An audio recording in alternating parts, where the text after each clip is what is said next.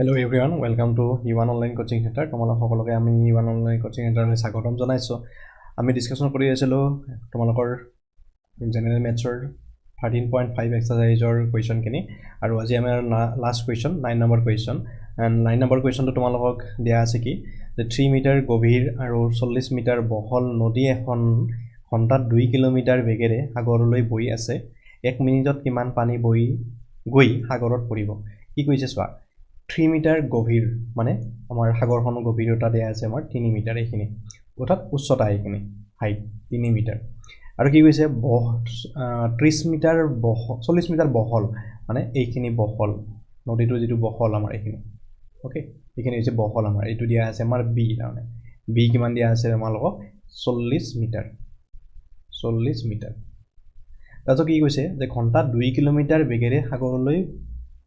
পানীটো বৈ গৈছে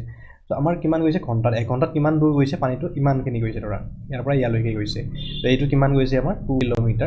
2 কিলোমিটাৰ স্পিড দিয়া আছে কিলোমিটাৰ পাৰ আৱাৰ এইখিনি সো চোৱা এতিয়া এইটো কি হ'ব আমাৰ আয়তীয় ঘন আকৃতিৰ দৰে হ'ব না নাই চোৱা এইটো এনেকৈ হ'ব এইটো মানে এইটো আমাৰ আয়তীয় ঘন আকৃতিৰ দৰে হ'ব আমাৰ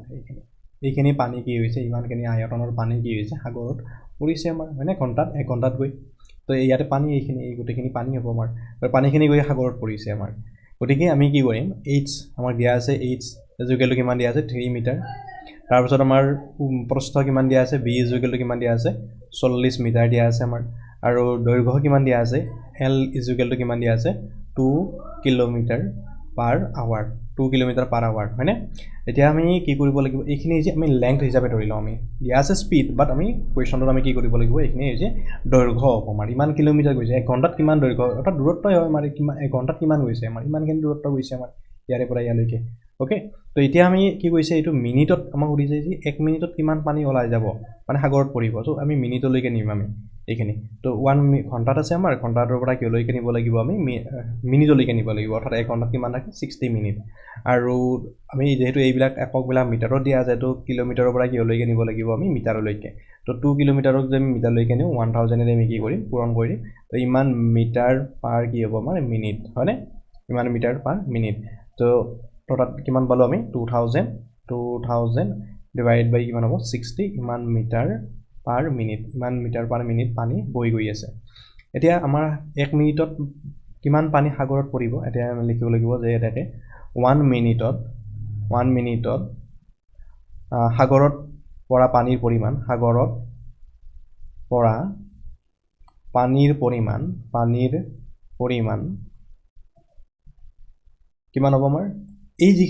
যিখিনি আয়তন আমাৰ ইয়াতে যিখিনি পানী আছে আমাৰ হয়নে ইমানখিনি পানী কি হ'ব সাগৰত পৰিব আমাৰ গতিকে আমি কি উলিয়াব লাগিব আয়তন উলিয়াব লাগিব অৰ্থাৎ l * b * কি হ'ব আমাৰ h তো l মানে কিমান দিয়া আছে আমাৰ l হৈছে 2000 ডিভাইড বাই কিমান হ'ব 60 ইনটু b মানে হৈছে আমাৰ 40 ইনটু h মানে হৈছে আমাৰ 3 ওকে সো 0 0 ক্যান্সেল এন্ড 2 3 ৰে আমাৰ 6 কিমান যাব 2 টাইমছ এন্ড 2 ৰে আমাৰ কিমান হ'ব এইটো 100 হল এন্ড সো এটো মাল্টিপ্লাই কৰিলে কিমান হ'ব 4000 4000 মিটাৰ কিউব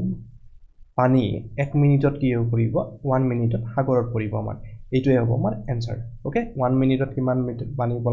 ওলাই যাব 4000 মিটাৰ কিউব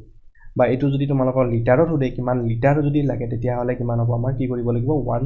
মিটাৰ কিউবত কিমান লিটাৰ থাকে 1000 কি থাকে লিটাৰ থাকে আমাৰ হয়নে তো এটো এগেইন আমি 1000 এৰে কি কৰিব লাগিব পূৰণ কৰি দিব লাগিব আমাৰ ওকে তো এনসাৰটো জেনেকে হবে তোমালোকে এইটো মনত ৰাখি লবা আগৰ কোৱেশ্চনটো আমি কৰিছো বহুখিনি গতিকে আজি আমাৰ 13.5 ৰ কোৱেশ্চনখিনি গোটেইখিনি কমপ্লিট হ'ল